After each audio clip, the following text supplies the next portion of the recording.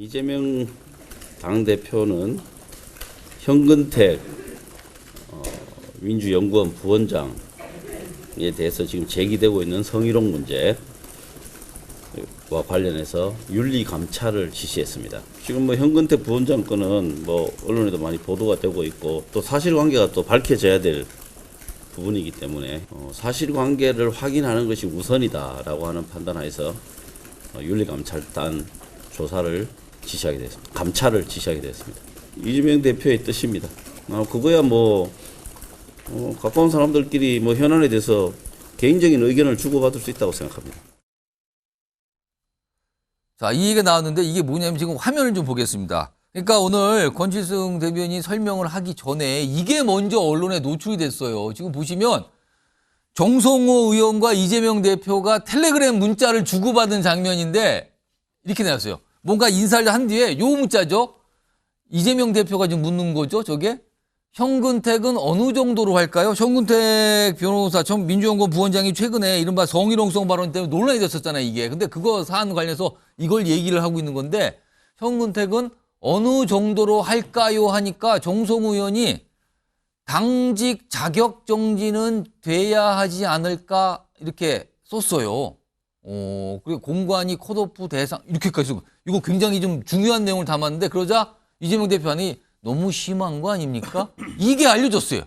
그러니까 이게 핸드폰 문자 메시지일 때 이게 종종 이렇게 노출이 되잖아요. 언론 카메라에. 오늘도 이게 노출이 된 건데 그러고 나서 이게 좀 약간 논란처럼 비춰지니까 지금 이 민주당에서 뭔가 결정을 하고 대변인이 설명을 한 상황이거든요. 이것도 박성준 의원이 이거 뭡니까 이거? 이제 맥락을 좀 봐야 될 것 같은데 이제 그 현근택 민주정책연구원 부원장이 논란이 지역 됐었어요. 형사 예. 지역 행사하고 나서 그 당직자들인가요? 당원들인가요? 예. 거기에서 이제 성희롱 문제가 본인 사과도 하고 하긴 했는데 언론에서 이제 불거져 예. 나오면서 오늘 사실 이제 의원총회 자리에서도 저 문제에 대해서 어떻게 할 거냐 얘기가 의원의 어떤 지적도 분명히 있었는데 그리고 나서 그 홍익표 원내대표가 관련된 내용을 조사를 해서 좀 진상조사를 좀 정확하게 해주십시오라고 그 김병기 사무부총장에게 이미 지시를 했어요. 그래서 그것이 아마 이제 당대표에게 보고가 됐을 겁니다. 그리고 나서 이제 윤리감찰단에 대한 얘기는 그런 맥락에서 이제 흐름이 나왔을 것 같고 정성호 의원과는 뭐 지금 얘기한 것처럼 그 권칠승 수석대변인이 얘기한 것처럼 그 개인적인 어떤 관계에서의 이 의견을 아마 청취하는 근데 그런 요 사진이 가운데서 공개됐을 때 사실은 정성호 의원이 어떤 구체적인 당직이나 맡고 있는 것도 아닌데 이런 구체적인 징계 내용을 당대표께 조언하는 게 맞는 거냐라는 약간 논란처럼 또 빚어졌거든요. 서로 이제 의견을 나눌 수 있는 거죠, 개인적으로는. 왜 그러냐면 이제 자문그룹이라는 게 이제 필요한 거고 서로 의견을 들어보고 여러 청취를 하는 거 아니에요? 보통 의원들 많이 청취를 하거든요. 어떤 의견들이 개인적인 있느냐. 의견을 전달한 것 그렇게 하면서 같다. 그것은 이제 공조직에서 실질적으로 또 의견도 나누는 거기 때문에 거기에는 오늘 이제 본회의 끝나고 나서 그 이미 이제 그 절차는 아마 들어갔을 건데 그 문제와 지금 개인적인 문자 메시지하고는 좀 별개의 문제입니다. 그래서 차재현 교수님하고 신윤 박사께 제가 1분씩 드릴게요 시간을. 차재현 교수님. 이거 예, 어떻게 뭐 보십니까, 지금 그러니까 성희롱 징계의 수준에 대한 아마 지금 이재명 대표의 그러니까 지금 답변이 국민의 눈높이하고 맞느냐 부분도 따져볼 필요가 있는 것 같아요. 그런데 진짜 민주당의 타격은 뭐냐? 이재명 대표가 피습되고 난 뒤에 놓은 첫 번째 메시지가 저것으로 둔갑이 될 수 있다는 거예요. 그렇지 않나요? 지금 그러니까 우리가 이 사건이 터지고 난 뒤에 박근혜 과거 한나라당 대표가 대전은요 이 첫 메시지인데 그러면 이재명 대표의 첫 메시지가 뭘까? 많은 분들이 궁금했는데 이 뜬금없이 이 이야기가 나오는 바람에 너무 심한 거 아닙니까? 이걸로 지금 이걸로 되면 만약에 이재명 대표가 처음 복귀한 성상에게 기자들이 질문은 여기다 또 집중이 될 거예요. 그렇다고 하는 이재명 대표의 피습이라는 한국 이 정치사에 아주 아주 나쁜 이런 부분들에 대한 이재명 대표의 대응이라든지 민주당의 그런 조치라든지 이런 부분들이 사라질 거 아니냐 그런 아쉬움이 있다는 거죠. 최인영 변호사.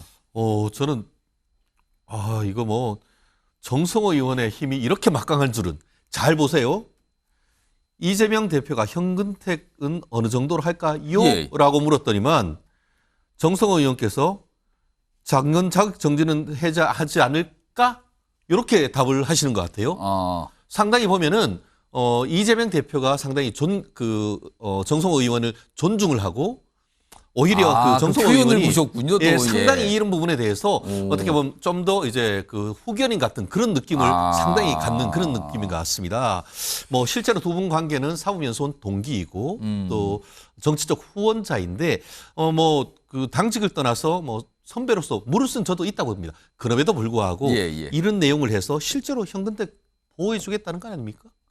마지막 박성준 의원님 한 50초 정도 남는데요. 아까 차재영 교수님께서 이게 메시지가 내일 나오는 것 같은데 이게 또 이것 때문에 약간 좀 이상해진 거 아니냐 이런 좀 지적을 하셨어요. 아니 이 문제는 또 이 문제고 또 국민이 받아들일 때 이제 당 대표가 이제 병원에서 나오셔서 첫 메시지 하는 것은 또 다른 문제인 것이죠. 근데 지금 일단은 뭐 제가 볼 때 이제 그 현근택 민주정책연구원 부원장도 자신에 대한 입장도 있고 사과도 했지 않았습니까? 그리고 맥락을 봐야 되는 거 아니에요. 그 진실에 대한 얘기를 좀 들어봐야 되는 거기 때문에 그래서 윤리감찰단 지시를 한 거고 그것은 공조직에서 할 수 있는 거 아니겠습니까? 그래서 그 지시한 내용을 가지고 그 조사 내용을 좀 더 지켜봐야 될 것 같습니다. 알겠습니다. 지금 보니까 일단 당에서 아까 권지성 대변인 설명했는데 정성호 의원도 전화도 받고 막 기자들 질문을 지금 받지 않을까 생각이 좀 듭니다. 뭔가 설명이 나올 수도 있을 것 같기도 하고요. 기다려 보겠습니다. 자, MBN 뉴스와이드 오늘은 여기서 마치겠습니다. 잠시 후 김주아 앵커가 진행하는 뉴스 7으로 이어집니다. 고맙습니다.